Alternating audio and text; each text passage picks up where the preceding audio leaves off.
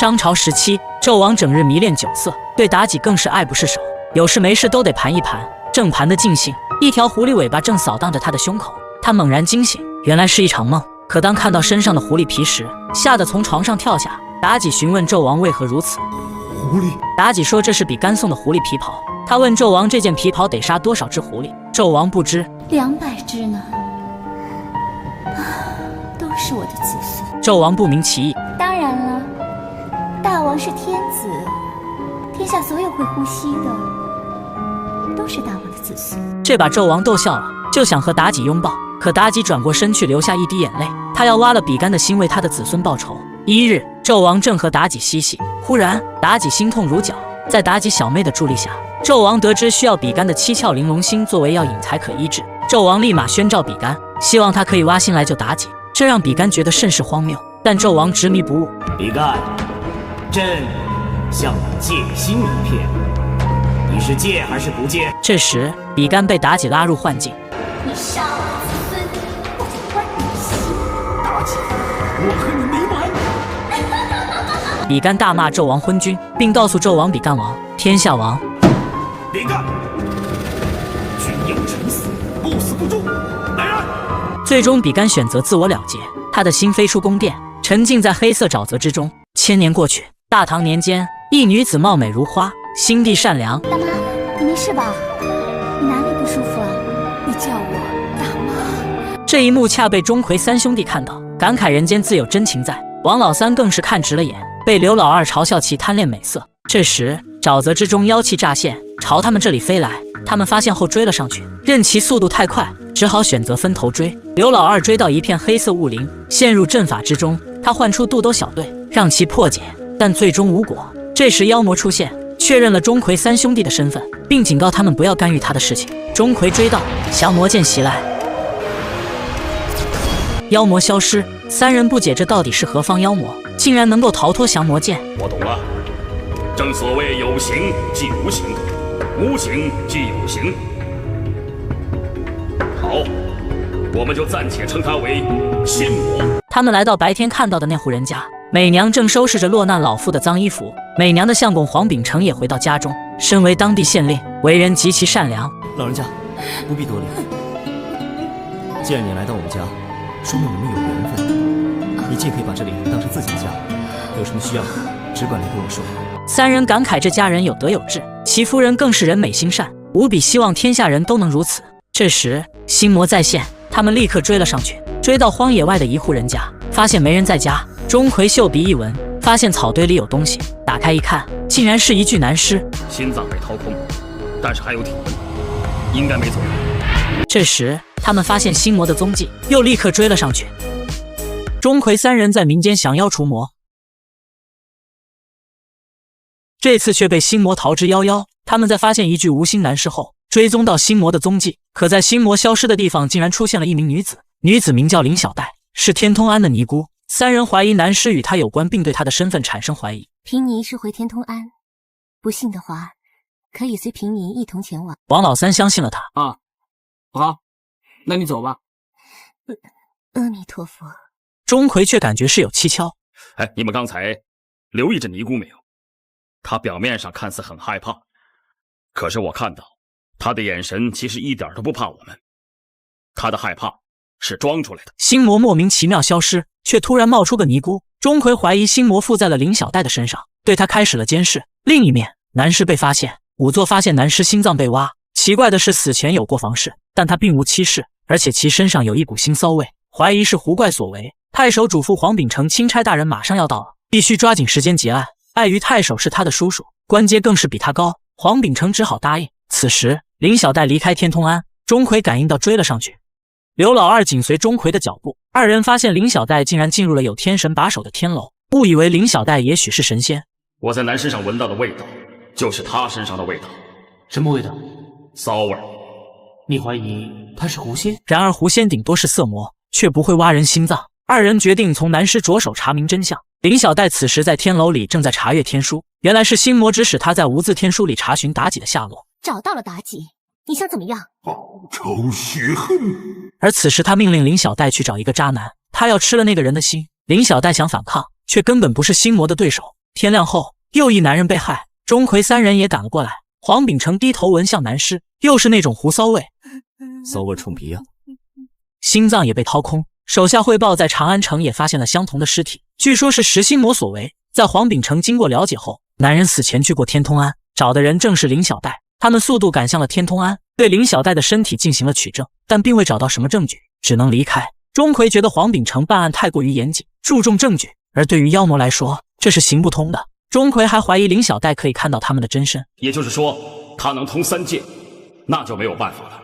我们真的奈何不了他。钟馗决定去一趟终南山。原来林小戴此时的真身是九尾狐，当年附在妲己身上为非作歹，心魔把他和妲己都视为仇人。偷比干心的人是妲己。你和妲己有区别吗？你们两个都是我的仇人。而且心魔看出了他对黄秉承颇为迷恋。下一秒，林小戴出现在黄秉承的书房之中，对黄秉承谄媚不已。眼看黄秉承不吃这一套，林小戴冲他吐出了迷魂烟雾。这个女人的真身竟是一只九尾狐，县令黄秉承想抓她，却证据不足。他可倒好，反而看上了黄秉承。他来到黄秉承的书房，对他进行魅惑。谁知黄秉承不吃这一套，林小戴吐出迷魂烟雾，眼看他就要得手，黄秉承清醒了过来。这一下正好撞到黄秉承的夫人美娘，林小戴异常激动。是你，真的是你，我们又见面了。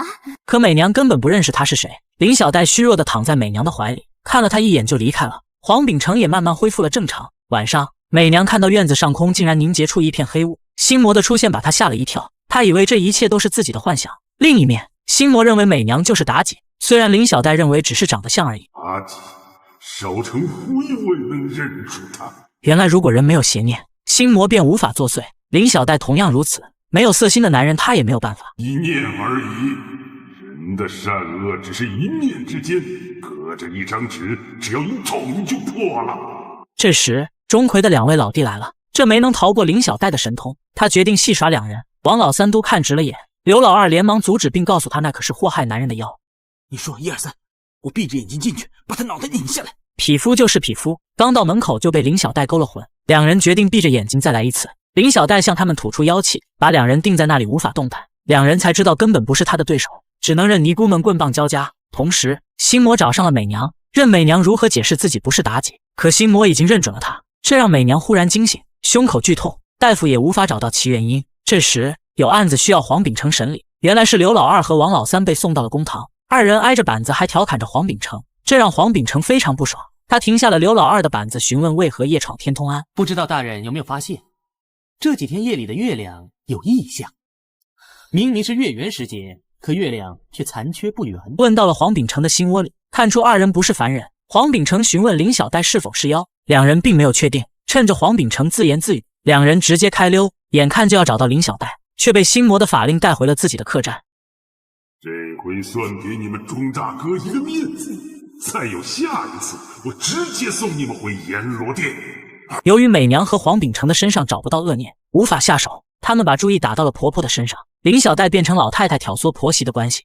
媳妇儿的笑全都在嘴上，这嘴里呀，婆婆长婆婆短的，这心里呀，巴不得你早死。善良的婆婆反而把林小戴说成了恶人。林小戴一计不成又生一计，她来到家里，先是弄断了婆婆的香烛，又把美娘做的饭变成了一碗虫子，婆婆直接扔掉了碗，晕了过去。婆媳的间隙也从此开始产生。婆婆一醒看到黄秉承只心疼美娘，并不关心她，恶念一生，心魔便附上了身。都给我出去！快出去！好，这个婆婆竟然要用石墩砸死儿媳妇，幸亏黄秉承及时赶了回来。老夫人一阵嚎叫，晕倒在地。自从老夫人被心魔附体，变得极其暴力，稍有不顺就会殴打丫鬟。美娘赶忙出来求情，可是老夫人连着美娘一起殴打。你一向慈善如饴，可是你今天怎么变成这个样子了？这下让老夫人更加恼怒，大雪纷飞，愣是让美娘跪在院里。黄秉承向母亲求情，结果被命令一起跪下，不准起来。丫鬟们也都跪了下来，这让老夫人的善良与邪恶碰撞了起来，痛苦挣扎过后晕了过去。经过大夫检查，美娘并无大碍，而老夫人的情况她没有办法。令堂要请的不是小民，令堂的病也非草药能治，大人要请的是道士，法术高超的道士。这时一阵鬼哭神嚎，什么声音？把大夫吓得赶紧告辞。黄秉承辗转反侧，想起了公堂之上的2位异人，也就是钟馗的2个小老弟，赶忙来客栈找到2人。可刘老二被心魔修理了一次，害怕了，只能一口咬定他们都只是凡人。这件事情他们无能为力，黄秉承只好失望离去。王老三质问刘老二为什么见死不救。你没听他刚才说吗？所有怪事都和林小戴有关系，既然是林小戴，那必然和心魔有关。你斗得过吗？可王老三怜惜美娘，只要是美娘的事情他都要帮。自己在家的美娘翻来覆去睡不着觉，这一翻身看到婆婆眼冒金光。婆婆，你以为你的男人能救得了你吗？你以为那2个异人能救得了你吗？我告诉你，他们不但救不了你，而且他们要死在你的手里。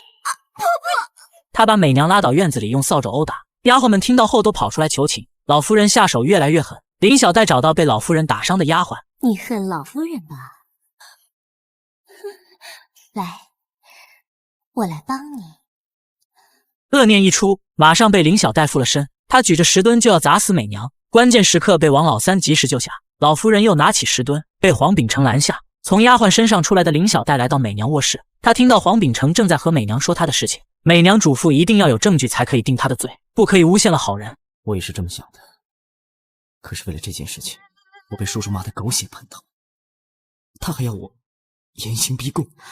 怎么可以这样呢？即使他是个妖孽，也要有确凿证据才可以定罪。黄秉承决定让美娘先回娘家躲一躲，而美娘无法放心黄秉承和那些丫鬟，决定留下来与他们患难与共。林小戴被他们的话感动，深知自己的罪孽，悔恨离去。他现在的命运被心魔掌控，根本无法回头。他只能向安主忏悔自己的罪恶。小女子确实累劫难除，当年善恶一念之间，如今正系两重之别。钟馗终于从终南山归来，得知那只修行1000年的狐狸已经离开了终南山。假定林小戴是被终南山千年狐附体，他和心魔是一伙的。那心魔为什么要挖人心肝？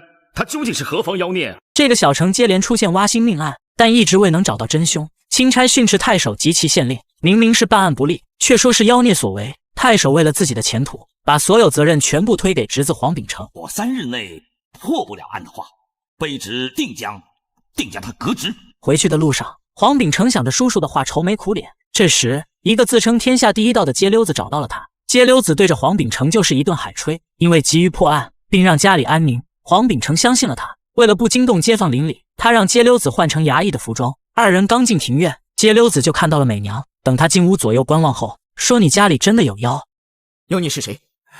少夫人。你说什么？因为少夫人太美了，鼻子也不扁，乃是天下极品之媚妖。这把黄秉承说愣了，这种美会让人家破人亡，危在旦夕。而唯一的解决办法就是杀了美娘。黄秉承瞬间暴怒，让他滚蛋，并且要闭紧嘴巴。街溜子刚出门就撞到了钟馗3人。钟馗问他这里是否真的有妖。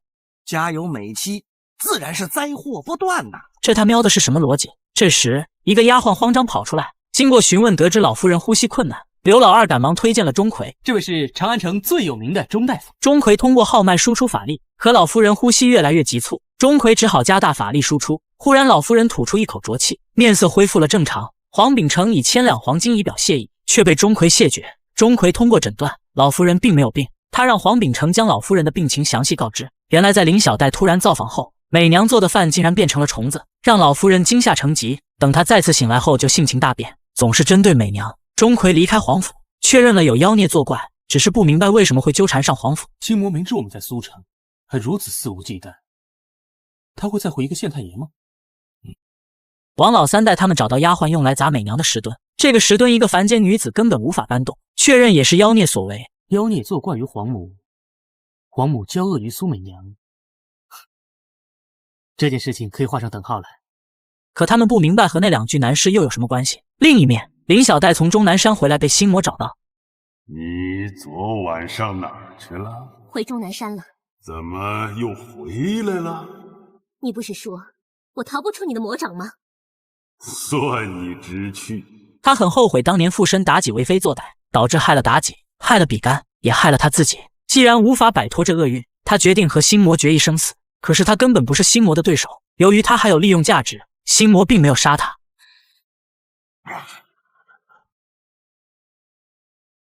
这个太守为了巴结钦差大人，花大价钱请了娘子会馆有名的8号技师，而九尾狐林小戴一路尾随，觉得颇有乐趣，就跟了进去。谁知钦差大人是个文化人，先不按脚，非让人家来首诗助兴。林小戴直接附到了技师身上，开始吟诗：一案窗前明月光，在案地上写2双，3案夜来白眼狼，4案全部死光光。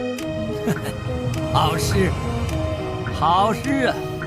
可转脸救命人割了他的舌头。林小戴在旁边看着热闹，原来钦差醉翁之意不在酒，心里惦记的是县令黄秉承的媳妇苏美娘。太守一听，便帮钦差想办法。我保证钦差大人既吃了羊肉，又不沾膻。林小戴实在看不惯钦差想要结果了他，却遭到了心魔的反对。书房里，黄秉承在做最坏的打算，如果这次破不了案，就会被押进大牢。美娘很是心疼。钟先生说的多好啊，人善自有天佑，会逢凶化吉的。黄秉承不舍得抱着美娘，美娘觉得那个钟大夫就是他们的救星。号脉的方法与众不同，而且黄秉承曾说过有2个艺人，一个姓柳，一个姓王。这就对了，柳志就是柳寒烟，王富贵就是王富曲。这2人是钟馗的结拜兄弟。钟馗自尽后，2人因无法报仇，遂双双殉情。黄秉承得知后，准备天亮找钟馗求救。另一面，林小戴想要回到天通庵，钟馗3人在院里躲藏，却看见林小戴被心魔卷走。他们不明白心魔为何法力这么高强。大哥的降魔剑还没出，林小戴就没影了。你号称蝙蝠侠，结果连他都追不上。刘老二把肚兜小队叫了出来，询问和心魔交手时是什么感觉。小队长表示不是打不过，是嫌心魔太味儿了。孩儿们纷纷点头。是啊，弄得我们只想吐。小队长还说，血腥味儿里带着一种恶臭，就像曾经路过的一片沼泽地。陇南沼泽地，泡泡的直冒泡，像大蒸锅一样的沼泽地。钟馗立马腾空而起，王老三也随着一起。结果他们发现沼泽地与之前完全不一样。你看，沼泽都干了，怎么会这样？钦差大人因为命案的事来到黄秉承家，对黄秉承说着好听的话，一面是本钦差器重的人，一面是朝廷的亲命，两难呐。太守赶紧让老夫人叫美娘上茶。美娘端着茶水恭敬地递给钦差，钦差这个老色批口水都快流下来了，接个杯子还得占点便宜。美娘慌张地放下杯子，赶紧离开。她来到厨房，看到屋外凝结一股绿雾，林小戴凭空出现。娘娘，你管我叫什么？娘娘，妲己娘娘。她很后悔当初一时起了恶念，挖了比干的心。虽然天下人都认为是妲己所为，但比干的心魔还是把她带上了。我没有时间跟你闲聊。如果你认为我是妲己，你把我杀了不就完了吗？但还是娘娘的脾气。林小戴让美娘牺牲一下自己，把钦差拿下。这样，你随便对他使个眼神，他就……可美娘誓死不从，这令林小戴很是不爽，一把推倒了美娘。这个钦差当着县令的面，竟然去摸县令夫人的手，吓得美娘落荒而逃。吃饭时还被钦差色眯眯地看着。黄秉承实在无法忍受，却被美娘制止。别看了，快谢大人呐！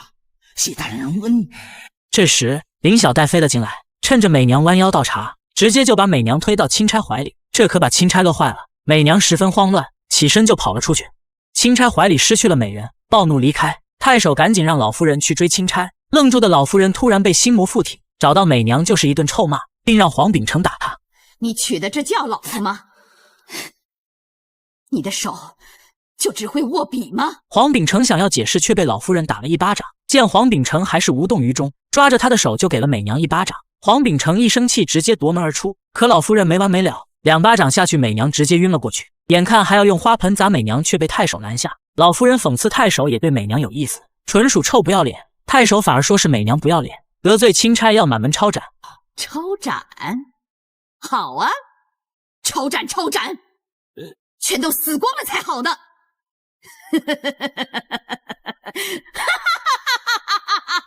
太守找到黄秉承，发现他在写休书。既然我不能给他幸福，不如还他自由。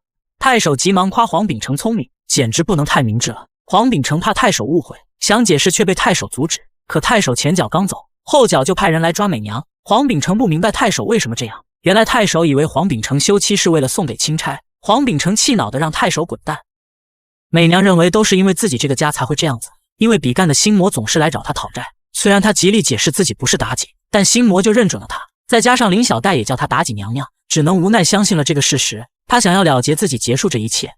可爱妻要是走了，这个家还是家吗？两人相拥而泣，决定共同面对。这时，外面响起了吵闹声，钦差竟然派人来抓黄秉承。虽然美娘想救黄秉承，但是两人岂是士兵的对手？老夫人看着美娘被皮鞭抽打，少子孙不欢你心。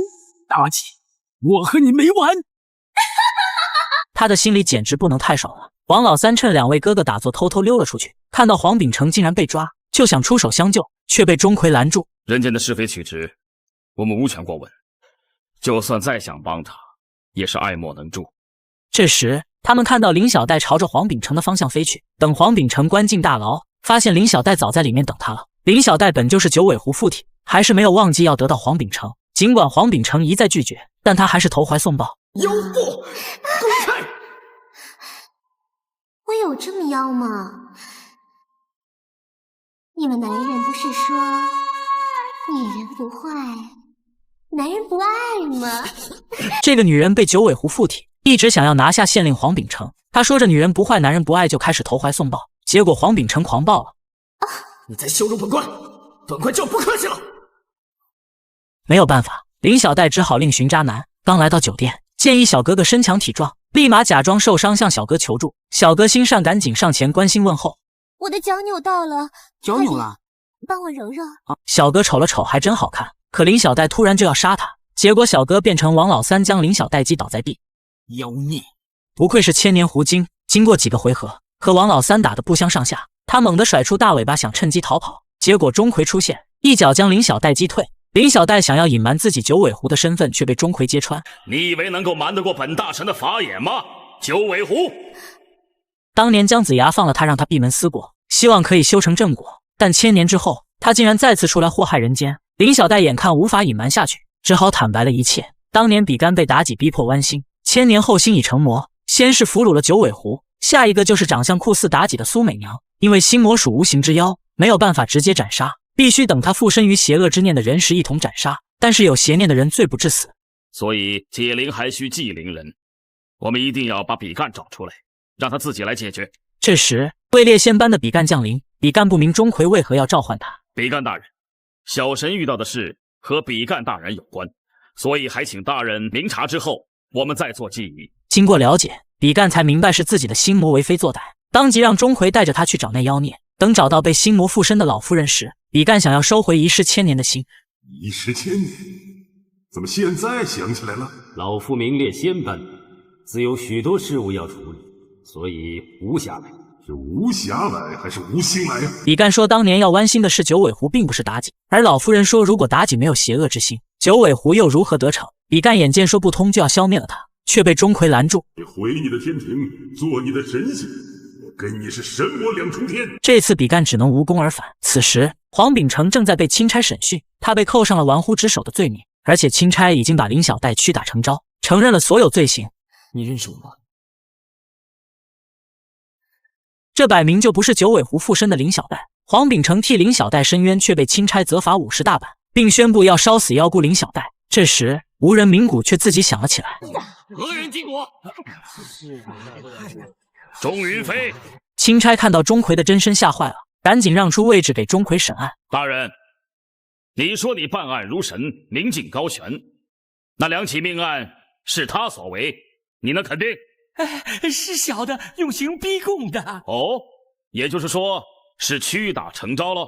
是。由于林小戴6根未净，被邪念缠身，才会遭此一劫。钟馗拍案叫出了九尾狐的真身，案情才得以大白。这个钦差严刑逼供，被钟馗抓了个现行。颤颤巍巍的他让钟馗审理了这个案件。退堂后，吓得他坐哪就湿。等他知道钟馗已经离开，瞬间又添老大他老二了。怕？本钦差怕过吗？本钦差是给玄宗老祖宗一个面子。典型记吃不记打得主，还惦记起了县令夫人苏美娘。身为县令叔叔的太守又给钦差出馊主意。钦差一听，让太守今晚就要把他弄过来。很快，钦差的人抬了一个箱子进了死坝养生馆，而箱子里装的正是苏美娘。此刻的他非常迷离，等搓澡的时候才稍微清醒了过来。原来就在昨天晚上，县令黄秉承要上香请神，这个想法惹怒了老夫人。黄秉承认为此刻的老夫人就是被恶魔附身。你就这么希望你的母亲是魔鬼吗？那好，我成全你。只见他喷出一股尾气，黄秉承瞬间晕了过去，美娘也摔到地上晕了过去。他想明白后，马上让丫鬟们给他更衣。而就在屋外，黄秉承带着丫鬟找了上来，文弱书生的他被士兵用小皮鞭狠狠抽打，丫鬟护主心切，被抽得死去活来。此时，钟馗三兄弟路过门口，好奇人们都在看什么。等王老三看见后，立马急眼了。钟馗想拦着，但王老三这次实在忍不了了，三下两下就把这些狗腿子打得满地吃屎。等黄秉承进来后，发现老夫人正跪在钦差面前。原来美娘被心魔附体的老夫人带来了这里，可现在的她恢复了过来，求着钦差放过美娘。这把钦差惹怒了，本钦差不但要苏美娘的身子啊，还要你儿子的命！你算是什么大人呢？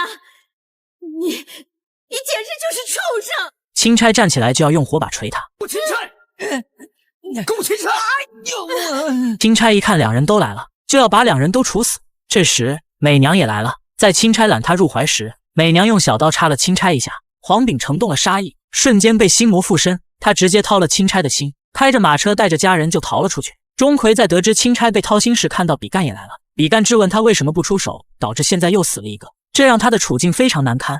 此非钟馗所愿，是钟馗想得不周全，才让大人为难了，还请见谅。比干吩咐他立刻去铲除妖孽，不惜一切。等比干走后，刘老二非常不爽比干的态度，为了自己的名声，不惜牺牲别人的生命。另一面，回了家的黄秉承简直就是暴力狂，把丫鬟往死里打。美娘赶忙阻止。夫君，你叫我夫君吗？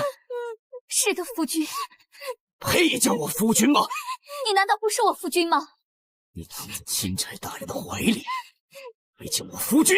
说着抡起棍子就往美娘身上招呼。老夫人也来为美娘求情，可黄秉承连老夫人也不放过，直到把老夫人打晕了，这才罢手。这个男人因为仇恨被心魔趁虚而入，附在了他的身上。他推开母亲一下就击碎了钦差的心脏，随后驾马车带家人离开。可回到家的他判若两人，把丫鬟打得死去活来，甚至把自己的母亲打昏了过去。钟馗三兄弟得知后赶了过来，而黄秉承却装作正常人应付着他们，让钟馗三人也看不出心魔是否还在他的身上。黄秉承很是希望他们赶紧离开。就在要离开时，美娘赶来了。钟馗询问美娘脑袋瓜子怎么破了，而美娘并没有说实话。我不小心撞了一下。钟馗想帮他看一下，但黄秉承坚持送客，三人无奈只好离开。美娘拽住钟馗向他求救，我求求你，救救我们全家吧！我真的是妲己。既然你都知道，我也不怕告诉你，大人已被那妖魔附了身。这时黄秉承走了回来，质问美娘说了什么。你没有资格问。说完就要拍死美娘，王老三赶来救下了他，刘老二也出手相助，可二人明显不是对手。二人立刻显化真身，刘老二召唤出肚兜小队和王老三一起夹击黄秉承。钟馗放下美娘也显化出真身，降魔剑出击，可没一会儿的功夫他们全被击败。钟馗只好使用更高深的3技能，但奈何黄秉承会移形换位，接连2次攻击都失败了，黄秉承嘚瑟坏了。这时比干赶来用仙光把黄秉承定住，他不打算自己动手，而是让钟馗下手。虽然刘老二认为比干在借刀杀人，钟馗还是出手了。美娘醒来阻止了他，跑过去抱住了黄秉承，比干就要杀了2人，被钟馗阻止。比干离开，仙光一撤，黄秉承腰膝酸软瘫坐了下去。钟馗追上比干，认为无辜之人不能杀，并答应比干会妥善处理这件事。晚上，美娘发现丫鬟们都被绑了起来，松绑后让他们赶紧离开这里。还在走廊里发现了被吊着的老夫人，黄秉承美颜在替美娘报仇，美娘给了他一巴掌，让他把老夫人放下来。为什么要放手？我要把每个人都吊起来，我要让钟馗看看什么叫人间地狱。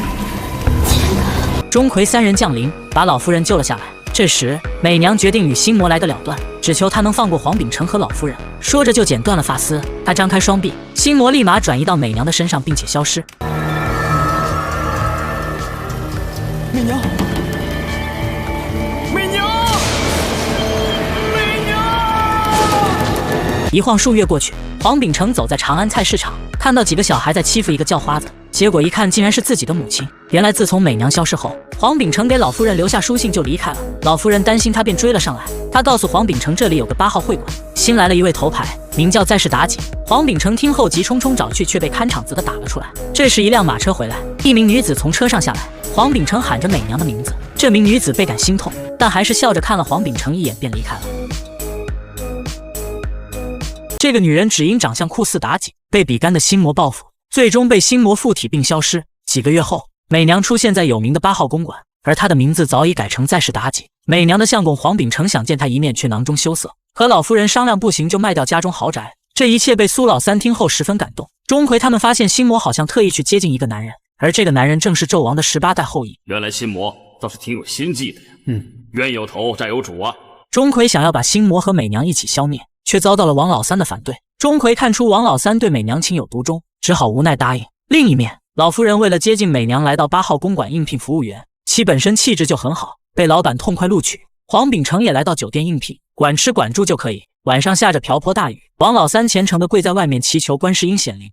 你不要以为我们跟着大哥就是不死之身，雷电照样可以劈死你的。但王老三依旧选择这样做，让钟馗和刘老二很是无奈。刘老二很埋怨钟馗为什么不直接去找观世音。凡事都有度，我们不能一有事就去求观世音菩萨，神仙也会觉得烦呢。这时，外面跪着的王老三被雷电劈中，面焦眼黑的倒了下去。可观世音并没有降临，还好王老三有惊无险。此时，老夫人端着饭菜来到美娘的房间，她并没有直接相认，而是在碟子下压了一张纸条。老夫人要离开时，美娘感觉声音很是耳熟，就叫住了她，却被老板的到来打断。老夫人躲在外面偷听着他们的对话。原来身为纣王后代的茶陵王要包了美娘，美娘本只是才艺表演，由于心魔的作祟无奈答应。这被老夫人听到，惊慌之中露了马脚，不幸被老板发现，而且还在碟子下发现了那张纸条，转眼就把老夫人抓了起来，对她严刑拷打，质问黄秉承的下落。黄秉承这面也相当不顺利，只因上菜时叫了一声先生，结果被客人找茬。你看我这熊样像先生吗？是啊，我们这熊样像先生吗？你这不是寒碜我们吗？虽然老板努力调解，但两人没完没了。最终黄秉承为了不影响生意，给了自己一巴掌。酒店刚打烊，黄秉承还没出门，就被8号公馆的人给抓了起来。老板虽然知道黄秉承也是个县令，但是仗着自己的背景更是深厚，一听黄秉承想要赎回美娘，非常不屑，随后把昏迷的老夫人也抬了上来，并告诉黄秉承马上就要用她来演一出大戏。这个男人想要赎回沦落到8号公馆的媳妇，不料却被老板抓了起来，并且要用黄秉承演一出争风吃醋的大戏。因为美娘现在的名字叫做在世妲己，所以把茶陵王打扮成了纣王的装扮，并保证让他千年姻缘金叶园。好一个千年姻缘金叶园！帮美娘打扮的丫鬟告诉她，有一对母子竟然跑到这里来找媳妇，边被送进密牢边喊美娘美娘，我的夫人，哪有把妓女叫夫人的？这让美娘非常不淡定，站起来就要掐死丫鬟。等她冷静下来后，她身上的心魔幸灾乐祸，今晚会很有意思。而美娘却流下了伤心的眼泪，而且心特别的痛。很快，大戏马上上演，先是茶陵王登场，美娘迫不及待地跟了出来。娘娘着急，这本王啊更着急。老板提醒茶陵王还有一个人没有登场，那就是黄秉承扮演的伯邑考。很快，黄秉承被带了上来，他抱着美娘喊着她的名字，而美娘被心魔折磨得痛苦不堪。茶陵王被激怒，老板赶紧出主意，戏文里头啊是剁了肉酱做肉饼子，漏不漏？漏！美娘尖叫一声，掐住了茶陵王的脖子，并用法力把所有人都变没了。她把茶陵王按在桌子上摩擦。这时，钟馗三人赶过来，住手！美娘讽刺他们三人是不是玩上瘾了。今天倒是少了一个大人物在场，比干呢？比干这个老东西在哪儿啊？刚说完，比干就来了。他实在看不惯心魔这么嚣张。你太孙子了吧！你知道他是谁吗？他是纣王的后裔，我在替你报仇呢。然而，功过自有历史评定，恩怨也可以即刻消除。比干认为如今的心魔和当年的纣王没有什么区别，这让心魔非常不满。当年纣王借心比干就自我了结，他质问比干为什么不杀了纣王。比干让钟馗立马下手杀了心魔。钟馗发动降魔剑，这时黄秉承跑来阻止了钟馗，他的呼唤唤醒了美娘。好夫人，今生跟你在一起，来生我们还做夫妻。说完就要自我了结，美娘抢过他手里的匕首，说都是因为自己才害了他。不是美娘的错，都是妖孽，都是妖魔。他质问心魔为什么要认准他就是妲己，就因为我这张美丽的脸吗？说着直接划破了自己的脸，让在场的钟馗和比干都震惊了。美娘最终选择了与心魔同归于尽，说完就冲向了钟馗的降魔剑。美娘倒了下来，七窍玲珑心的魔性也被消除回到比干的手里。比干离去，而美娘对黄秉承说出了最后一句话。曾经的美好回忆涌上心头，曾经的甜蜜恩爱，曾经的患难与共，都随着美娘的眼壁上而消失殆尽。黄秉承伤心地抱着美娘离去。王老三看到美娘死去，非常不爽大哥钟馗的做法。说什么求观世音的事情交给我，还说让我放心。你是在说大哥？就是说你跟比干有什么两样？你们只管出魔降妖，哪管滥杀无辜？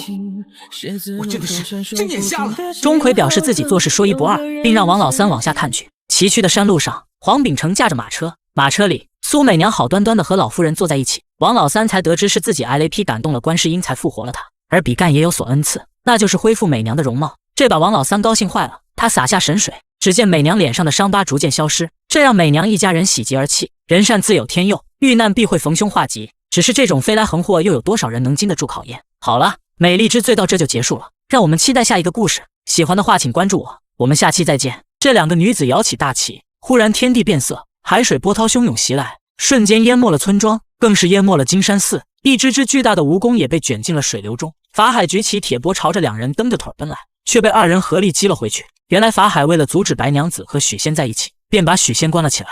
白娘子和小青为救他和法海开战，但奈何法海功力高强，根本不是其对手。逼于无奈，他们只好使用绝招水淹金山寺。这时下面传来百姓的求救声，白娘子为了不伤害无辜，只好停止法力。二人显化真身，一白一绿两条巨蛇匆忙离去，可没逃多远，白娘子因为动了胎气，痛苦不堪。孩子，看来今天我们一家三口恐怕没办法同存于天地之间了。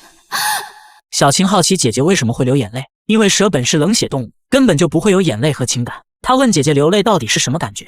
小青，等你遇见了值得用心去爱的男人，你就能体会。因为许仙背叛了白娘子，让小青更加不相信世间存在真爱。这时法海追来，白娘子让小青快走，自己留下和法海决一死战。小青怎可弃千年情谊于不顾？如果你真的把我当姐姐的话，快走，听我的话，快走！说完便和法海站在一起，小青只好无奈离去。然而他的踪迹被钟馗三人看到，便追了上去。小青不明白他们追自己做什么。你犯了滔天大罪，还敢这么猖狂？笑话！我如果够猖狂的话，还需要逃命吗？钟馗问他水幻是不是他干的，小青说那是被逼无奈。你害死了这么多无辜百姓，还在这狡辩，还说是被逼的。你凶什么凶啊你？关得太快了吧！以为你是天师钟馗呀？等钟馗承认自己的身份后，被小青奚落钟馗是出了名的多管闲事，与法海一样假仁假义，满嘴道德。这话激怒了王老三，就和小青打了起来。经过几次交手，小青一看不是对手，立马显化真身，把王老三缠住。钟馗实在看不下去，就要教训他，却被观音菩萨阻止。因白素贞和小青水淹金山寺，害死无辜百姓，白素贞已经得到惩罚，被法海压在了雷峰塔下赎罪。这是什么道理啊？法海才应该悔过赎罪吧？为什么要惩罚我们姐妹俩？观音告诉他，法海刚愎自用，不顾情理，自然会付出代价。由于小青怨气太重，观音决定让他思过200年，希望可以修成正果。100余年后，大批的难民在林中休息，突然来了一只飞天蜈蚣，它残忍地吸取这些人的元神。钟馗三人发现，追了过去，正好看到蜈蚣精要吃掉两人。大胆孽畜，光天化日之下，你竟敢做出如此伤天害理之事！你算什么东西，如此嚣张？我就是专门降妖除魔的天师钟馗。蜈蚣精听后赶紧逃掉，三人紧随其后。他们追到一块青色石碑前，王老三认为这只蜈蚣精简直太弱智了，藏就藏，却不知道隐藏自己的妖光。钟馗劈碎石碑，然而从里面出来的竟然是小青，而那只蜈蚣精飞进了将军府，化成了道士的样子。钟馗，你再厉害，恐怕做梦你都想不到，我会躲在将军府。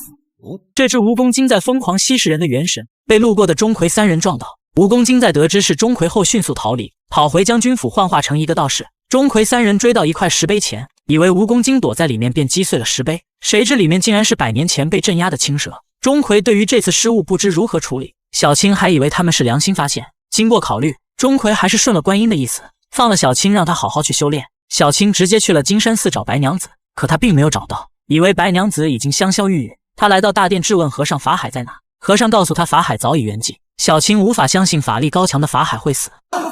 法海！钟馗三人感觉到妖气追上小青，小青朝钟馗出手，结果3两下被三人围了起来。小青反而朝着王老三开始卖萌，王老三都呆住了，被钟馗一巴掌阻止。钟馗告诉小青，法海确实已经死了，可小青仍不放弃，打算杀掉转世的法海。刘老二认为法海阻止人和妖成亲并没有错。人和妖为什么不能成亲啊？你们这些神仙不是也常常说我们要对人好一点，要有爱心？我姐姐对他很好，愿意为他而死，他哪里错了？王老三觉得小青说的很有道理。白素贞确实没有伤害过他，反而许仙有点对不起白素贞哦。小青开心地拉着王老三来到旁边，就要舔他的手，这让王老三不解。你想干嘛？原来蛇妖对喜欢的人就想舔一下。钟馗打断他们，告诉小青，许仙毕竟是凡人，只是因为害怕做了错误的选择。我才不相信人世间会有所谓的真爱。哼，人类最喜欢用花言巧语欺骗了感情之后，马上就变心。于是和钟馗打赌，证明人间是否有真爱。如果小青赢了，钟馗便不再管他；如果小青输了，任由钟馗处置。小青先是假扮受伤向路人求助，谁知碰上了一个老色批，看着小青流下了口水，满嘴的喜欢，满嘴的爱，满脑子想要吃豆腐。小青现出原形，吓得他屁滚尿流。他又假装被人抓向路过的孟文轩求救。孟文轩为了救小青，不顾自己的安危，被强盗打伤。小青想要帮他擦鼻血，他急忙躲开。弄疼你了？男女授受不亲，我岂敢唐突佳人？强盗正准备上来杀男掳女，钟馗冲上来对付强盗，让两人快跑。孟文轩拉着小青越跑越远。钟馗放开假扮强盗的刘老二和王老三。演得很好，演得很好啊！呵呵，这次我呀赢定了。小青二人跑到了安全的地方。既然不跑了，你可以把手松开了。孟文轩赶紧松开小青的手，并向她道歉。在得知小青无家可归后，便把她带回了自己家。文轩妈在得知小青的身世后，对她格外怜爱。原来孟文轩以卖画为生，小青觉得他是个正人君子，便想用些手段让他喜欢自己，赢得和钟馗的赌局。转天早上，他听到文轩妈让孟文轩多卖几幅画，给他买些鱼肉回来。小青觉得这对母子是好人，便决定要帮助他们。另一面，钟馗三人由于没给将军之子许天德让路，产生摩擦。对付你这种仗势欺人的疯狗，我已经很客气了。不客气的话，你想怎么样呢？能怎么样？扁你了！二人大打出手。钟馗和那个道士也凝重地观察着对方。这只蜈蚣精幻化成一个道士，在他与钟馗碰面时，道士玄尘识得钟馗的真实身份，而钟馗只知道玄尘道行深厚，不是一般人。寺庙里，水灵玉向菩萨祈求家里人不要再干预他和孟文轩的爱情。这时，将军府的狗腿子嚣张跋扈：“将军夫人来上香了，现在人等让开！哎，你们是聋子，还不赶快让开！”丫鬟小红并不怕他，惹得狗腿子就要动手。将军夫人呵斥狗腿子不懂礼数，而将军之子许天德却对水灵玉一见钟情，派出狗腿子跟踪了水灵玉。另一面，小青见孟文轩的画一直卖不出去，于是他想到一个点子。他走在路上撒娇的去撞人，声称自己吃亏了，必须得买幅画。撞了3下了啊！行，再撞一下。哎呀，讨厌！4张啊！啊，行。别说这招还真灵。哎呦！接二连三撞了几个人，这画都给卖没了。王老三在旁边都看呆了，被钟馗和刘老二嘲笑他就好这口。孟文轩为感谢钟馗的救命之恩，邀请他们一起回家吃饭，这可把小青哥硬坏了。话说任何男人都受不了女人撒娇。三哥，你叫我出来做什么？哟，人家想你了吗？王老三简简单单又被小青拿下。讨厌！赶紧交代了他们来这的目的。原来他们担心小青真的会爱上孟文轩。你觉得我会爱上那个傻瓜吗？当然不会了，你怎么会喜欢上他呢？钟馗试探孟文轩是不是该娶妻了。孟文轩说出了他和水灵玉的艰难爱情。他和水灵玉从小青梅竹马，两情相悦，但是水灵玉的爸和后妈嫌弃他穷，根本不同意他俩在一起。爹，只要能答应让我嫁给文轩，我就算跟他吃一辈子的苦，我也心甘情愿。真是个贱骨头，放着好日子不过，想跟他受苦？你死了这条心吧！但他们并没有因此死心。我们约定，今生今世，生死不渝。小青听到后很是不屑。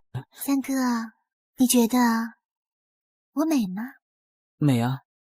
哼，我就不相信那个水灵玉比我更美。决定要让孟文轩移情别恋爱上自己。玄尘一直在墙外偷看，决定利用小青的命引出白素贞，为他们当年的行为付出代价。当天晚上，钟馗就去看了水灵玉。原来水灵玉一直暗中派人去买孟文轩的字画，为了爱情真是煞费苦心。钟馗找到两兄弟，怎么样？水灵玉长得好不好看，美不美？又没你的份，她美不美关你什么事啊？这时外面发出惨叫声，原来蜈蚣精又出来吸取元神。等他们赶到，蜈蚣精早已逃跑。钟馗怪自己都把精力放在了小青的身上，他决定让刘老二和王老三监督小青，他来对付蜈蚣精。小青飞进孟文轩的书房，想要孟文轩发现他的优点，最后离不开他。于是他把孟文轩迷晕，用法力画起了画，还来到厨房准备起了早饭。早晨端着美食的他很似一位贤妻，这可把云轩妈开心坏了。而且孟文轩非常钦佩小青的画画技术。来到市场，男女搭配，干活不累。可是这一幕被水灵玉看到伤了心，要回去却被小红拉住，让他了解一下再做决定。而小青发现水灵玉偷看后，还故意假装摔倒躺到了孟文轩的怀里。这个女人为赢得和钟馗的赌局，竟要拆散孟文轩和水灵玉。当着水灵玉的面，她假装柔弱倒在孟文轩怀里，这把水灵玉气坏了，眼珠子都快瞪出来了。还好有小红在旁边，让她先了解情况。于是她决定去一趟孟文轩的家里。孟文轩二人正准备回家，小青放出一条毒蛇咬伤了自己。孟文轩看过伤势以后，完全不顾自己的名声帮他吸毒，这让小青非常感动，逐渐陷入爱情之中。他帮小青包好伤口后，发现小青无法走路，就准备背她回家。这时刘老二和王老三走了过来，得知小青被蛇咬了，刘老二出口讽刺：这条蛇可真够狡猾的，专咬美女，不碍事吧？没事啦。他还让王老三背着他。王老三当起了叛徒，告诉了小青钟馗准备撮合孟文轩和水灵玉。水灵玉在文轩妈那里得知小青只是暂时住在家里，孟文轩并不喜欢她，当即放心不少。文轩妈知道小青被蛇咬后，热心的照顾着她，并让小红陪她说说话。这不说还好，小红字字针对，句句讽刺，让小青十分不爽。她把自己比作毒蛇，如果不攻击她，她就不会攻击别人。等水灵玉和小红走在回去的路上，忽然刮起了大风，一条青蛇朝他们冲来，他们奋力逃跑。这时钟馗出现，一掌打在了青蛇的头上。小青逃走后，捂着脑袋，简直都要气死了。钟馗把水灵玉送回了家，结果灵玉爹和后妈得知女儿差点出事，一点都不关心。等听到钟馗是孟文轩的大哥时，对他百般讽刺，认为他和孟文轩都是骗财骗色。这把钟馗气急了，并对着灵玉后妈一阵训斥，尤其是你这个后妈，根本没把水姑娘当做自己的亲生骨肉来看待，你对得起你自己的良心吗？谁知灵玉爸竟然抬出了将军府。原来就在白天，许天德来到家里向水灵玉提亲。等钟馗走后，灵玉爸给了小红一个耳光，并且要把她卖到青楼去。水灵玉为了给小红求情，无奈答应再也不见孟文轩。而钟馗离开后，又继续寻找蜈蚣精的下落。在看到一堆蛇的尸体后，才明白怪不得一直没有发现，原来蜈蚣精不吸人了，改吸蛇了。可蜈蚣精所化的玄尘对毒蛇的元神并不满意，于是他决定要甩掉钟馗。另一面，竟然有人要烧了孟文轩的家。刘老二和王老三发现了火光，并把放火的人抓住。得知是将军府所为，王老三上去就是一顿踹。躲在暗处的小青看到这一切，他飞到将军府教训许天德。许天德反抗，可并不是小青的对手。这时玄尘突然跑了出来，小青，如果你真的要杀了他，你会后悔莫及的。笑话，他跟我有什么关系？我有什么好后悔的？他拿出天目镜，让小青看许天德的前世是谁。小青一照，立刻傻眼了。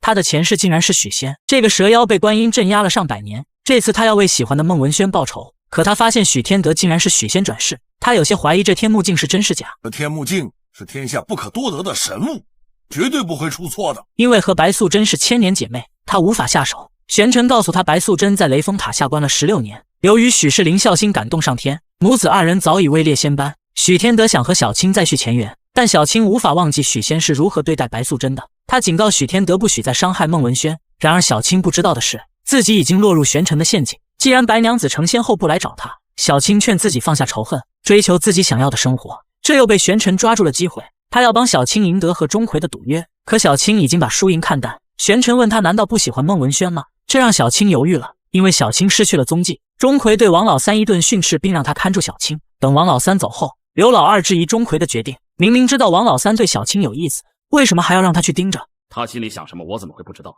你不怕他放水？哼，如果他不放水的话，小青怎么会安安心心的耍手段呢？原来这一切都是钟馗有意而为之。小青回来后就告诉王老三自己要追求幸福，王老三傻呵呵的还以为是自己，结果小青说她爱上了孟文轩。很快，小青就对孟文轩展开了攻势。有什么方法可以知道他是不是你真心喜欢的人？你要知道真心喜欢的人是谁，很简单，你只要闭上眼睛，他就会出现在你眼前，就说明这个人藏在你心里。然而小青闭上眼，满脑子都是和孟文轩的种种。可当他告诉孟文轩时，孟文轩很是惊讶。小青还告诉文轩妈要做她的儿媳妇。要是水灵玉愿意嫁给别人，孟大哥也愿意与我成亲，你答应吗？要是真有这样的事发生，我会答应的。这让小青更加确定了和玄尘的合作。孟文轩来到水府想见水灵玉，却被水府的保安拦在门外，恰巧被从水府出来的许天德看到。下一秒，许天德和狗腿子就把孟文轩堵在了胡同里。孟文轩出于礼貌让他们先行，可狗腿子上来就把孟文轩打了。因为水灵玉的爹和后妈看上了将军府的家世，逼迫水灵玉必须嫁给许天德。你是我的女儿，不管你愿不愿意，我让你嫁给谁就得嫁，没什么好说的。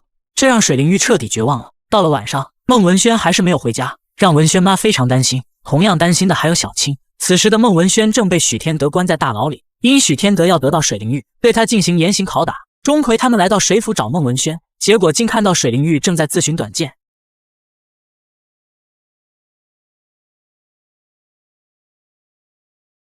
这个男人发现门窗竟然无风自动，害怕的他拿出武器。这时小青飞了进来，许天德打不过，只能跑到外面喊救命。小青刚把他拿下，就被玄尘击退。他质问小青为何不讲信用。你说，是不是你把孟文轩抓起来的？许天德矢口否认，就连玄尘问他都没有说实话。小青警告他最好没有说谎。其实玄尘已经识破了许天德的谎言，但他为虎作伥，让许天德把事情处理好。就在刚刚，钟馗发现水灵玉竟然自寻短见，把他救下后，给了他8个大字：切莫轻生，自有天助。水灵玉把这件事告诉了小红，还让他去找孟文轩。结果小红刚到家门口，就被许天德的人抓了起来。他质问小红是不是替水灵玉传递消息，小红也太耿直。我是又怎么样？你管得着吗你？好大的胆子啊你！大牢里，狗腿子把孟文轩拉了起来，一脚就把他踹晕了过去。等他再醒来时，发现身边竟然躺着小红，而且他的身上插着一根木棍。小红竟然没气了。很快衙门的人就来了，店小二还作为证人指认孟文轩。就这样，孟文轩被抓了起来。钟馗和刘老二恰恰与他们擦肩而过。钟馗二人来到将军府，用法力定住士兵，询问他们是否抓过孟文轩。这时玄尘哈哈哈哈的就来了，直接道出了钟馗驱魔大神的身份。钟馗很纳闷，他怎么知道的？你不会为了保住自己的面子，不敢承认吧？既然被你认出来了，我有什么不敢承认的？我们为了伸张正义，适当的用点小手段，跟面子没关系吧？玄尘质问他们为何私闯将军府。将军府专门干一些鸡鸣狗盗、仗势欺人之事。现在孟文轩失踪了，我们当然得先到这贼窝里来找人了。玄尘认为钟馗对许天德的偏见太大了。钟馗说出了许天德仗势欺人、火烧民宅的事情，玄尘却一再包庇。你与许天德狼狈为奸，当然看不到他丑恶的一面。这时许天德带着很多士兵冲了过来，把钟馗二人团团围住。刘老二劝钟馗先撤，但钟馗想逼许天德把孟文轩交出来，士兵全都冲了上来。钟馗使出法力，一脚全部解决。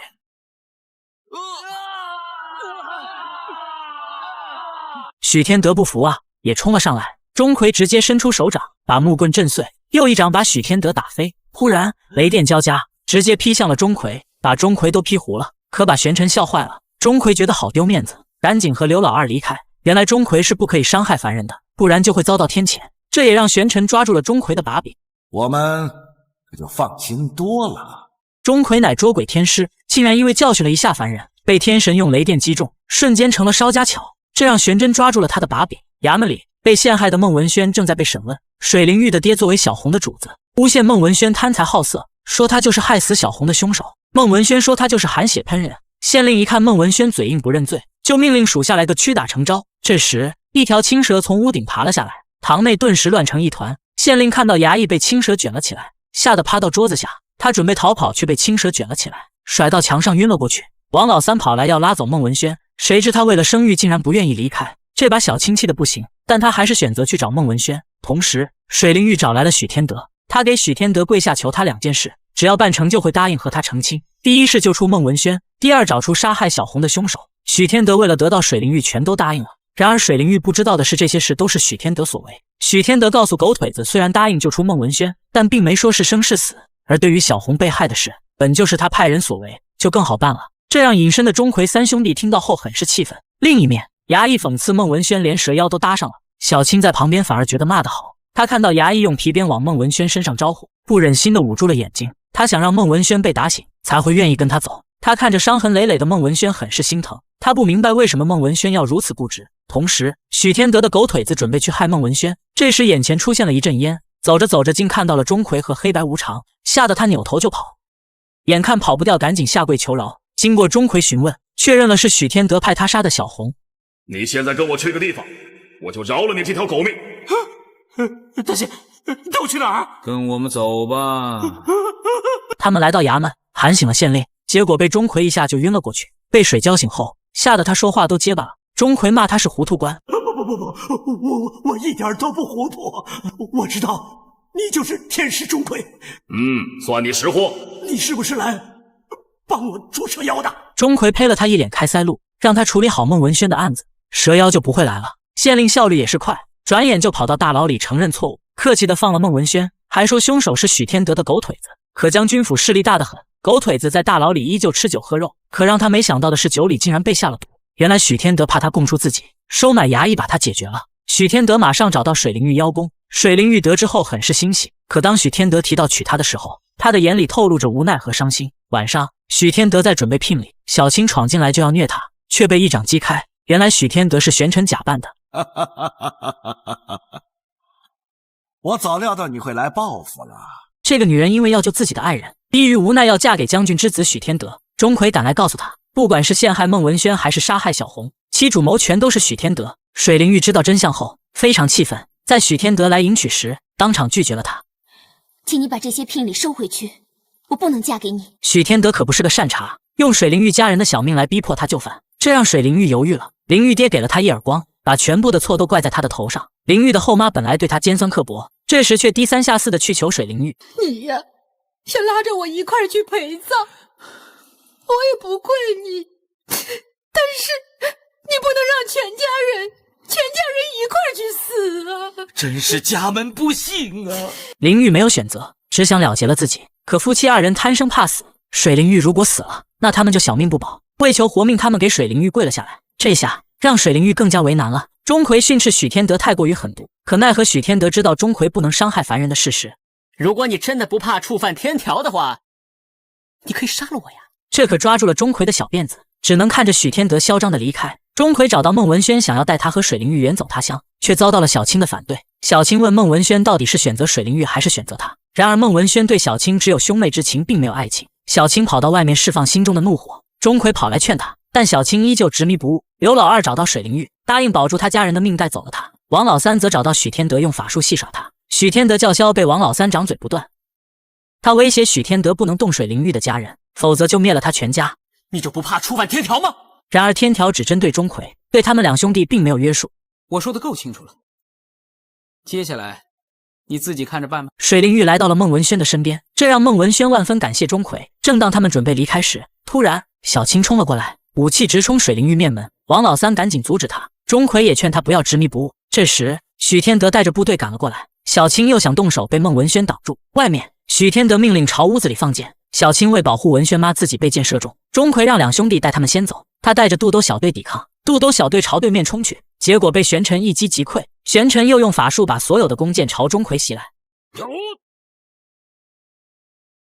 钟馗想把弓箭射回去，但又怕天庭惩罚，只能带着肚兜小队离去。另一面，孟文轩他们的踪迹全被玄尘的天目镜显示了出来。原来天目镜还有一个功能，那便是隔空追踪。将军之子为夺人所爱，派出士兵围剿钟馗等人。小青为救文轩妈受了伤，孟文轩关心她，却被逼放弃水灵玉。小青不明白这种关心不是爱情，她认为不是爱那就是恨。等钟馗回来后，把小青是蛇妖的事和自己的身份告知了孟文轩等人。孟文轩觉得都是因为自己害了小青，于是钟馗带他找到小青。小青看着孟文轩害怕的样子，以为是怕他蛇妖的身份，然而孟文轩更害怕的是面对他的感情。他劝小青不要因为他毁了千年的道行，他把小青只是当作妹妹，甚至不惜发誓，这让小青彻底绝望了。他回忆着两人的种种，发现作为蛇类的他竟然流出了眼泪。灵蛇本无泪，除非动真情。这时玄尘又找到了他，劝他不要把仇人当成了爱人。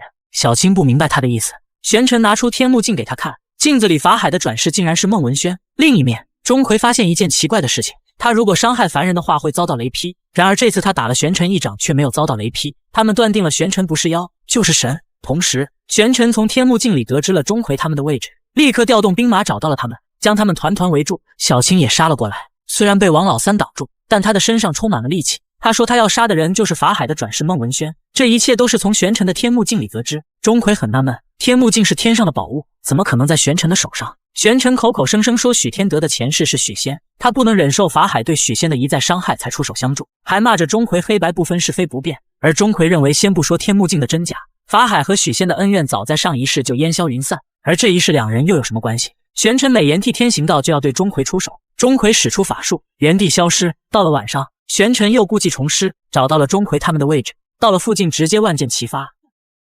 等走近发现竟然全都是钟馗用稻草人所变。另一个地方，王老三叫嚣要和玄尘他们对抗，可玄尘加上许天德和大量的士兵，再加上小青，他们也没有把握。等王老三去捡木柴时，孟文轩找了上来，他出了一个主意，那就是希望白素贞可以下凡来劝小青，这让王老三大呼好主意。可等王老三刚走，孟文轩就变成了玄尘的样子。原来他的目的就是等白素贞下凡，得以了结100年前的恩怨。100年前，白素贞和小青拯救许仙无果，纷纷被镇压悔过。白素贞最终得道成仙，而小青因爱生恨误入歧途。钟馗把孟文轩等人藏匿到破庙之中，设上结界防止天目镜的追踪。他来到天庭找到白素贞，希望白素贞可以劝小青迷途知返。待白素贞了解事情经过后，爽快答应。可等钟馗回来后，发现王老三和水灵玉竟然不见了。原来是水灵玉不忍心连累他们，选择了离开。当孟文轩醒来时，发现水灵玉刻下的字，他要牺牲自己来拯救大家的生命，可他太天真了。小青执意要杀掉孟文轩，而玄尘的目标当然不只是水灵玉。这时王老三飞来想要救走水灵玉，结果被玄尘用法术定住。玄尘用捆仙索把王老三绑在石柱上，许天德无限输出打着王老三的脸。水灵玉向许天德求情，却被小青嘲讽他是害人精。你有脸骂他？你这个忘恩负义的臭妖怪！我真是瞎了狗眼，我居然帮着你跟我大哥作对，结果被小青说成鬼迷心窍。原来你是个1000年的老色鬼呀！呸！许天德越打越带劲，被玄尘喊停，他还要留着王老三牵制钟馗。可等玄尘他们走后，小青又跑了回来。他本性并不坏，只是被爱情蒙蔽了。他拿出青蛇剑，要把王老三救出来，但奈何捆仙索实在太硬壳了，砍了几下，纹丝不动。小青，你有这份心，我很高兴，证明我没有帮错人。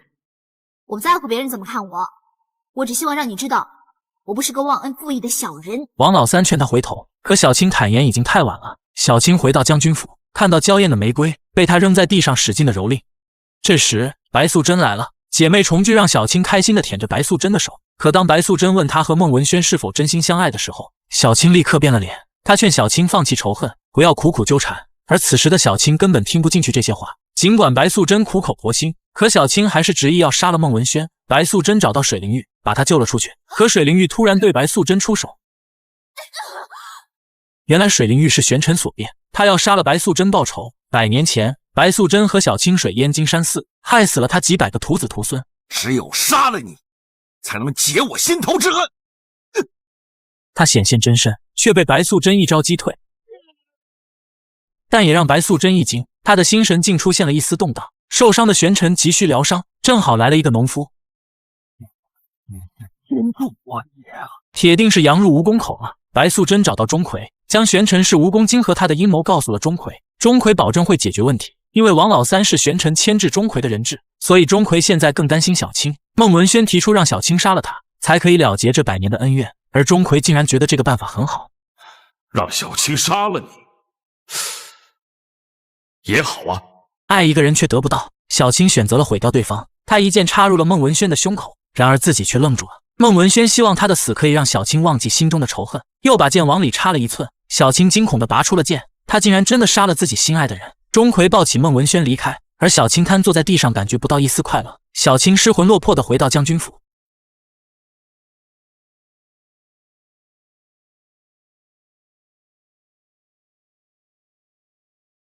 他看到屋子里布置的这么喜庆，气恼的他推翻礼盒，撕毁红绸缎，然后跑到水灵玉这里，告诉他自己亲手杀了孟文轩，而水灵玉并没有任何触动。小青想看他难过的样子，反而令他大失所望。孟文轩一死，水灵玉就没有任何牵挂了，自己可以像行尸走肉一般活下去。他是为了你而死的，你一滴眼泪都不替他流，你就这么狠心，一点都不难过？我的心已经跟着他一起死了，哪还有心可伤？水灵玉看出小青才值得可怜，小青这么做只会让他活在悔恨之中。虽然他在狂笑，可是并骗不了自己的内心。水灵玉告诉他，爱一个人要无怨无悔的付出才能感动对方，换取一份真爱。晚上，小青又来救王老三。王老三得知小青杀了孟文轩后，拒绝小青的施救。你爸爸，骂完了我再救你出去。小青化成青蛇卷起王老三，拽起石头冲出山洞，却被玄尘用法术拽了回来。你怎么又变卦了？我已经杀了孟文轩。结果小青在玄尘那里得知孟文轩并没有死，他竟然被钟馗给骗了。他飞来破庙找到钟馗，钟馗看小青不知悔改，想要收拾他，却被孟文轩阻止。钟馗将玄尘想要害死他们姐妹的阴谋告诉了小青，可小青被钟馗骗过，他不愿再相信钟馗。孟文轩一看小青非要杀了自己才会罢休，决定选择自我了结。可小青在关键时刻挡在了孟文轩的身前。你为什么不让我死？在小青心里，孟文轩已经被自己杀过一次，他不想再尝试孟文轩死去的感觉，那种感觉实在太痛苦了。你真的可以原谅我？小青选择了原谅孟文轩。小青的迷途知返让钟馗甚是开心。小青经过这一次，体会到了人间真的有真爱。他和钟馗的赌约，他心甘情愿的认输，而钟馗也准备给玄尘设局了。刘老二前到许天德的房间掳走他，小青则去救王老三，结果被玄尘换了地方。钟馗挟持许天德和玄尘谈判，要他交出王老三。小青说要帮忙，却把剑横在了玄尘的脖子上。只见小青变成钟馗的模样，钟馗保证放了王老三，会暂时不杀了他。他们来到山洞，救出了王老三。转天就是许天德和水灵玉的大婚之日。师傅，明天的婚礼还能照常举行吗？你就安心成亲吧，其他的事情你就不要管了。新婚典礼上，这对夫妻眼看就要步入洞房，新娘死活不肯夫妻交拜。这时，士兵报告有人闯了进来，外面小青和王老三在狂虐这帮士兵。这些虾兵蟹将哪是妖和神的对手？哪怕万箭齐发，也被小青一招击破。玄尘赶了过来，看这架势是准备和钟馗单挑。钟馗显化真身，降魔剑出鞘，别说千年蜈蚣精，还是有两下子，竟和钟馗打得不相上下。小青来到大厅，要把水灵玉救出去。许天德想阻止，被小青打倒在地。他劝许天德忘记过去，重新开始。说完就带着水灵玉离开。外面，玄尘和钟馗正打得不可开交，玄尘也显现真身，两人来到云雾中。钟馗挥动降魔剑，一下刺穿了玄尘的躯壳。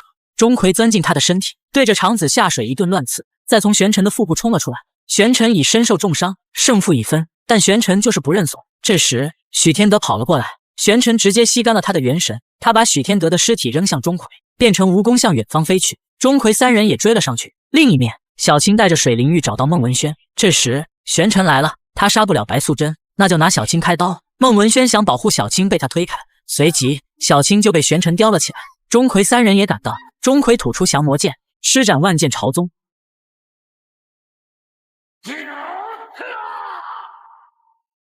瞬间玄尘烟消云散，小青从半空掉了下来。孟文轩赶紧冲过去抱住她。小青看到危难时刻孟文轩奋不顾身的去救她，她觉得死而无憾。孟文轩为小青流下了眼泪。他问孟文轩如果没有水灵玉会不会喜欢他，然而这次他的回答是喜欢。小青觉得孟文轩在骗他。孟文轩说小青为他付出了太多，怎会不动情。小青把水灵玉和孟文轩的手放到了一起，希望二人以后只有幸福。说完就闭上了眼睛。他是真的死了吗？当然不是。此刻一白一青两条巨蛇遨游于天空。小青和白素贞拜见观音，观音觉得小青挣脱情关，放下恩怨很是不易，如今又舍身救人，达到了他当年对小青的期待。观音拿出真正的天目镜，原来玄尘的那一面其实是幻影魔镜。许天德和孟文轩也根本不是当年的许仙和法海。他问小青还想不想知道法海的转世，而小青已经放下了仇恨，不想再自寻烦恼。观音让他和白素贞同返天庭，姐妹从此共修佛道。青蛇有泪到这就结束了。喜欢我的朋友请关注，我是巡野，我们下期再见。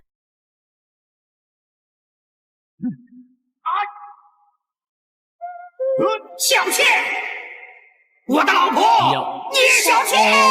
原来黑山老妖并没有被消灭掉，只是被燕赤霞镇压了下来。眼看封印即将被破开，燕赤霞劝小倩赶紧去投胎转世，可她和宁采臣恋恋不舍，向燕赤霞争取着最后的团聚。燕赤霞只好无奈答应。可时间不等人，黑山老妖成功逃脱，朝着他们追击而来。燕赤霞跑回去布下阵法，使得黑山老妖的触角无法破窗而入。屋里的二人看到此情形，知道燕赤霞无法坚持多久。小倩流下眼泪和宁采臣告别，并留下两人的誓言。随即小倩慢慢化成一缕烟尘钻进了骨灰坛，这彻底激怒了黑山老妖，但奈何疏忽大意，被燕赤霞一招必杀技打散真身。也在这个时候，屋里一幅小倩的画镜奇怪地飘到了外面。随着时间的推移，她总是变换着她的位置。100年后，两个俊俏书生走在帝都大街上，扭腰摆臀的样子遭到旁人的白眼。人妖啊！人妖看什么看啊？有什么好看的？哦也，算了，反正他没看过我们这样的男人，他朝我们看，我们就看他。而他们对于这个词的理解更为细腻。妖嘛，通常就是形容妖艳美丽。这人妖嘛，就是说我们漂亮嘛。啊，不对不对，我们现在是男的。啊，那就是说我们俊俏呗。原来她是当地土豪家的大小姐，名叫林小蝶。这次他们女扮男装出来，为了寻找良缘。虽然很多人都想当林家的女婿，但奈何全都不是她的菜。就在此时，有5个孩子因为偷东西被收保护费的恶霸抓到，就要剁掉他们的手。林小蝶赶紧上前阻止，可恶霸不听劝，还要对她动刀。这时，一个男人站了出来，一声停就让恶霸停止了动作，手还不小心挡在了林小蝶的胸口，让小蝶羞涩难堪。这个男人叫周富生，是这里的雕刻师傅。虽然他拼命劝解，但恶霸还是没有动，直到他按下了恶霸的刀，恶霸才恢复了过来。此事因为他的出现才得以解决，而林小蝶对他竟产生了怦然心动的感觉。我老觉得我好像在哪见过他。哇，不会吧？你在做梦吧？好像就是在做梦的时候见过他。而另一面，巡抚大人来到林府向林老爷提亲，可林老爷早已答应女儿，让他用抛绣球的方式选择夫君。还好巡抚大人没有计较，让林小蝶和他见面后再做决定。小蝶先是让小翠去打听周富生的情况，又拒绝了和巡抚的见面。虽说这巡抚是女儿心动的人选，却不是女儿要嫁的人。小翠回来告诉他，周富生家里穷得叮当响，这个人特别的傻，人家是为了葬他爹而凑的银子，根本就不需要他还呢。但是他一点一点去把这些银子都还清了。虽然周富生被小翠说成了大傻子，反而让小蝶觉得他很重心理，更让他对周富生上心了几分。林老爷给了小蝶2个选择，其一就是巡抚大人徐成，而其二就是人品很好的周富生。可林夫人却频频摇头，这让小蝶非常不解。命苦啊！你想，6岁就死了爹娘，而且是死于非命，这是命里犯忌，天生的命苦啊！但小蝶并没有因此嫌弃，反而很是希望自己抛绣球那天周富生可以来参加。就在晚上，周富生睡得昏昏沉沉之时，一个白色虚影来到了他的身边，伸手抚摸着他的脸。周富生惊醒，抬头一看，竟是个大美妞，吓得一屁股就扎进了被窝里。慢慢的，大美妞消失，周富生回头后看见没有了，刚平静下来，却看到自己的箱子在嗡嗡直震。他害怕的打开箱子，竟在里面发现了一幅画像。看着里面的美人，他想起大街上与他擦身而过的一美貌的女子。就在此时，一阵奇怪的琴声响起，似乎在引诱着他过去寻找。他拿着画缸走到门外，发现了白天那5个孩子正在淋雨，琴声也因此而中断。而这阵琴声正是来自那个美貌的女子。美貌的女子在湖中小亭中弹奏，路过的几个恶霸被琴声吸引，更是被里面的美人魅惑。其他人都觉得事有蹊跷，纷纷逃走，只有恶老大已经色迷心窍。就在他要把美人就地正法时，美人2颗獠牙咬住了他的脖子，一个黑袍怪物也冒了出来，恶老大就这么挂掉了。原来黑山老妖并没有被燕赤霞毁灭，100年之后他又出现，用法力让蜘蛛精幻化成美人秋燕，成为了他的傀儡，为自己寻找100年转世的聂小倩。他责怪秋燕为什么不是拿画的人。你管他是不是拿画的人，对你来说，要吸取的只是阴阳交合的魂魄吧。可黑山老妖命令他拿回那幅画，因为只有通过那幅画才能找到聂小倩和宁采臣还有燕赤霞。他需要真正的男人与女人的魂魄，否则他将会永远控制着秋燕。而本被琴声吸引的周富生，因这5个孩子的出现才没有去送命。等天一亮，孩子们发现周富生竟抱着一幅画睡着了。原来大哥哥在想女人啊，男人想女人正常。他们想要为他找到这个女人，可又觉得周富生太过于寒酸了，美人怎么可能看上他？可惜啊，大哥哥只能饱饱眼福，过过眼瘾了。等周富生醒后，说自己得到这幅画后就会莫名的心烦，但当孩子说要毁掉的时候，他又不允许。叫什么？叫什么？啊！随后他便带着孩子们出摊，见始终不开张，5个孩子竟使出了法力，迷惑过往的人都来买他的东西。原来这5个孩子是天上的仙童，降临人间是寻找转世钟馗的。可周富生老实本分，非要退回卖出的半成品，他们为了报恩还是留了下来，可还是被一些人告周富生使用妖术卖东西。另一面，林小蝶让小翠去给周富生送信，连自己抛绣球的谜题答案也给了他。可小翠来到他家后，根本就没有找到人。眼看这面抛绣球的时间就快到了，没有见到周富生的小蝶想着办法拖延时间，可奈何父母催促，他也只好开始。就在这为难之际，周富生竟神奇般的来了。尽管富2代都在嘲笑他的贫穷，但也架不住他满身的正气。当看到林小蝶精致的面容后，四目相对，2人瞬间认定了对方。可就在这时，巡抚徐成骑马赶来，所有人都觉得没戏了，连周富生都灰心丧气了。就在他准备离开时，林小蝶叫住了他，让他猜一个谜。无形迷间，生死无奈；有形相见，生死攸关。说是有有，却缺点点；千军万马布阵八卦，我要猜出4个字。这时，所有人都开始陆续猜谜，结果富二代把谜底说成了财财钱钱，这引得所有人唏嘘不已。而林员外也给了周富生机会，他也没辜负林小蝶的期望。谜底正是当初聂小倩留下爱的誓言，所以谜底是爱心。无敌！小蝶说着喜欢他，就把绣球扔给了他。本以为有情人可以终成眷属，可这件事让徐成很是恼怒。师爷蛊惑他说这都是周富生使用妖术所致，并决定帮他搞定林小蝶。就在晚上，官兵来到周富生家抓走了他。林小蝶知道后很是焦急，而巡抚的师爷也在此时赶来。他向林老爷污蔑周富生会巫术，还威胁林老爷如果小蝶不嫁徐成的话，就把他送进宫进行选妃。林老爷是明辨是非的人，他只想让自己的女儿幸福，因此也很是苦恼。师爷还来到衙门，要亲自羁押代管周富生，还来威胁他交出绣球，奈何周富生宁死不屈。此时的小蝶坐立难安，大半夜跑出了家门，来到衙门击鼓鸣冤。可就在这时，秋燕竟然出现，直接附在了小蝶的身上。